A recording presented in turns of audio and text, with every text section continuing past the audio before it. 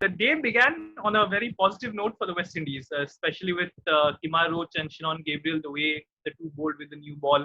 And then again, the wheels came off as the day progressed. So let me begin by asking you this. Would you attribute West Indies' current position in this test match to their poor batting and fairly familiar failings, or were the English bowlers simply too good today? A bit of both. I think you're right. This West Indies started off really well, took a few wickets, had England down at 280 for 9, but then sort of Yeah, lost the plot when Broad and Don Bess were at the crease. Broad and Bess putting on nearly 80 runs for the ninth wicket really took the wheels off for West Indies, because had they been able to dismiss Broad and Bess cheaply, they would have bowled England out for about 300, yeah. which would have made their task that much easier. Now they're struggling to even avoid the follow-on, because they allowed England to make nearly 370, 380. Yeah, and Broad's got quite the reputation as that nagging tail-ender, right? I mean, Indian touring parties in the past have run into him, and he's sort of just like come out swinging and taken the game away from them, and quite an exceptional display of batting today, given the circumstances. Yeah, Broad batting is very hit and miss, isn't it? I mean, he knows only one way. After getting hit with that bouncer, he's just not even half the batsman he was. He's just attack, attack, attack all the time. So Yeah, it won't work all the time. Obviously, it's right. going to fail more often than it will work. But Yes. on occasions like today, when it actually came off, it is Mm. so vital. I mean, I think he has made a big difference with the bat Right. in this match. But again, we must take it with a pinch of salt, because this sort of all-out approach will fail more often than Mm. it will work. Yeah. It's Yeah. spectacular when it works, like it did today. But realistically speaking, I don't think this is the most foolproof way to go about test batting. Correct. Correct. I mean, that said, he's got the job done for his team, and he's been in quite some form after being dropped in Southampton. I was just wondering today while watching the match if this was some sort of a very wicked mind game from Joe Root and the English think tank, drop him in Southampton and just unleash him for the next two tests and watch him go. Whatever it is, it's worked wonders for them Yeah, today. So yeah. yeah, and and about the England bowling and the West Indies batting. Uh, if you if you leave out a couple of poor, shot making from the West Indies batsmen, did you feel that they were just completely undone by a very superior bowling attack today? Yeah, absolutely.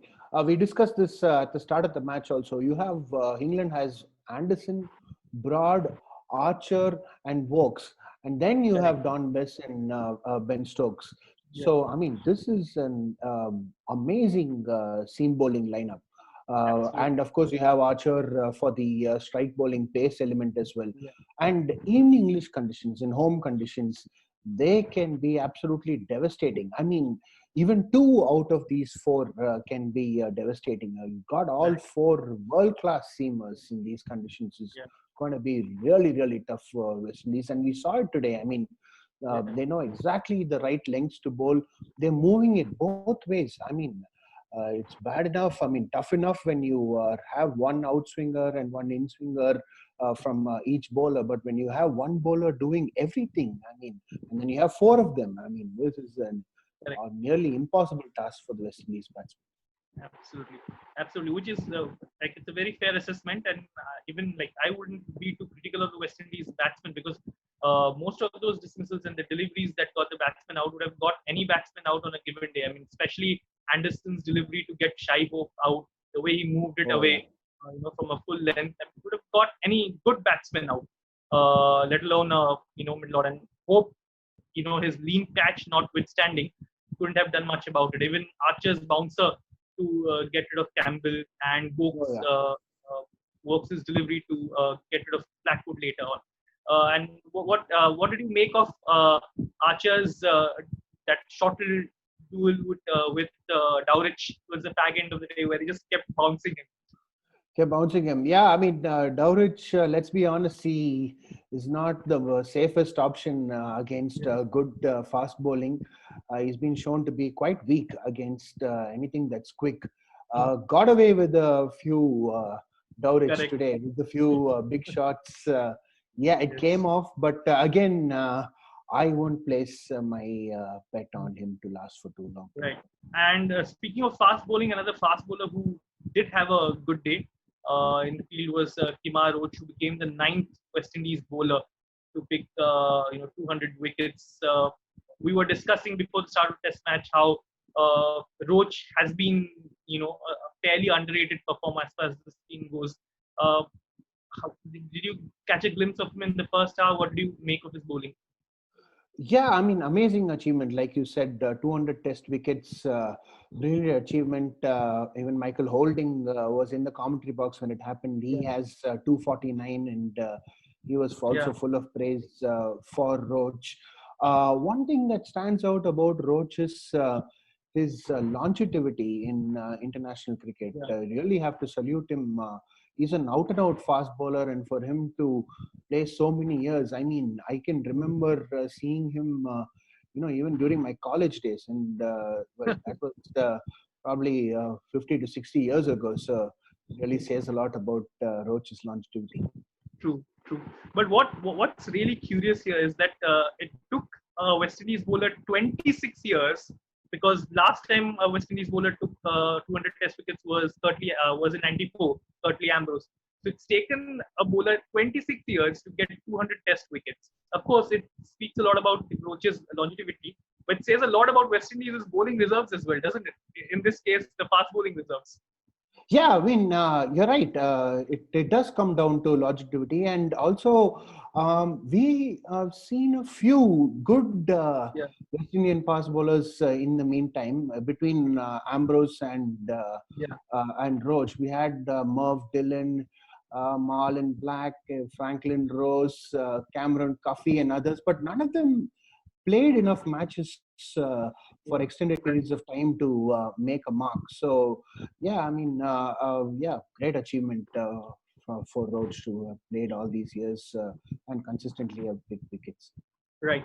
But and I'm sure you remember this. I think in 2018, when Brian Lara had come over to Bangalore for an event, Hmm. and there was a discussion going on about West Indies fast bowlers and why they have struggled to produce, another great pool ever since the 70s and 80s, the greats of the 70s and 80s passed out of the team. Yeah. And his assessment was that it boils down to a very regimented approach from their coaches, and that if they just know how to bowl fast, like he said, and I quote, they're just looking for robots who can bowl fast. So I feel it sort of also boils down to that. Edwards comes to mind. I think he was Phil the Edwards. only one who came close to picking 200 Test wickets, and Roach has done it now. So interestingly, Andy Roberts has 202 Test wickets. So Roach is essentially two short of Roberts and three short of surpassing him. And Roberts is, of course, I mean, one of the most renowned fast bowlers, one of the greatest to have played the game. As you said, Michael Holding also has 249. So Roach Yeah. is not too far away from them. And yet, the amount of time that has taken them is perhaps a testament to the fact that West Indies just don't play enough Test cricket anymore, considering Yeah. how most of their players are gravitating towards the shorter format. Another Yeah, thing that we must give him credit for is that he has not reduced his pace over the years. right. So Yeah, he is probably as fast as he was when he made his debut yeah, all those right. years ago.